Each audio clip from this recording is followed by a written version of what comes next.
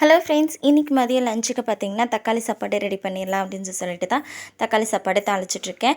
காலையில் வந்து குழந்தைங்களுக்கெல்லாம் உருளைக்கிழங்கு சாப்பாடு மட்டும் செஞ்சு கொடுத்து அனுப்பிச்சுட்டுட்டேன். மதியம் நம்ம சூடாக தாளிச்சிக்கலாம் அப்படின்னு சொல்லிட்டு சாப்பாடு மட்டும் காலையிலேயே வடித்து வச்சுட்டேன். அது ஆறி இருக்கும் இல்லைங்களா, இப்போ நம்ம தக்காளி கடைஞ்சி அதுக்கப்புறமா கொண்டு போய் சாப்பாடு போட்டு கிளறும் போது டேஸ்ட்டு சூப்பராகவே இருக்கும். இன்றைக்கி வந்து நம்மளுடைய சப்ஸ்கிரைபர் ஒருத்தவங்க ரொம்ப ரெக்வஸ்ட் பண்ணி கேட்டுக்கிட்ட ஒரு விஷயம் தான். என்னென்னு பார்த்திங்கன்னா, அவங்க வீட்டில் ஷிஃப்ட் பண்ணுவாங்க போல். ஸோ கிளாத்ஸ் எல்லாம் எடுத்து வச்சு மூட்டை கட்டி காமிங்க அப்படின்னு சொல்லி கேட்டிருந்தாங்க. ஆக்சுவலி சொல்லப்போனால் எனக்கு இதில் அனுபவமே கிடையாது. இதுநாள் வரைக்கும் அப்படி ஒரு விஷயம் நான் பண்ணதே கிடையாது.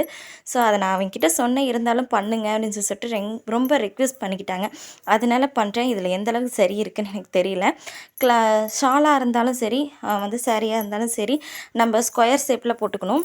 இப்படி போட்டோம் அப்படின்னா தான் மூட்டை கட்டுறதுக்கு ரொம்பவே ஈஸியாக இருக்கும். அதே போல் வந்து குழந்தைங்க துணி, குழந்தைங்க அப்படின்னா பாப்பா துணி தனியாக, தம்பி துணி தனியாக அப்படின்னு சொல்லிட்டு பிரித்து நம்ம கட்டி வச்சுக்கிட்டோம் அப்படின்னா தான் நம்ம ஷிஃப்ட் பண்ணிட்டு எடுத்து மறுபடியும் நம்ம அரேஞ்ச் பண்ணும்போது ரொம்பவே ஈஸியாக இருக்கும். சேரீ அப்படின்னா கொஞ்சம் நாளாக மடித்து அதுக்கப்புறமா நம்ம வந்து விரித்து போட்டு நம்ம துணிங்களெல்லாம் எடுத்து அடுக்கி வச்சுக்கலாம். மேக்ஸிமம் சாரீஸ் எல்லாம் வந்து கழிச்சிட்டோம் அப்படின்னா கண்டிப்பாக நம்மளால் வந்து எடுத்து மறுபடியும் அரேஞ்ச் பண்ணி வைக்கிறதுங்கிறது ரொம்பவே பெரிய விஷயமா இருக்கும். நான் இந்த சாரியில் ஃபுல்லாக என்னுடைய ரெகுலர் வியர் சாரீஸ் எல்லாத்தையுமே எடுத்து போட்டு அப்படியே மடித்ததை அப்படியே வச்சு மூட்டை கட்டியிருக்கேன். இந்த வீடியோ யார் யாருக்கு யூஸ்ஃபுல்லாக இருக்கும் அப்படிங்கிறது எனக்கு தெரியல. கண்டிப்பாக அந்த சிஸ்டர் கேட்டிருந்தாங்க அப்படிங்கிறதுக்காகவே இந்த வீடியோ நான் ரெடி பண்ணியிருக்கேன்.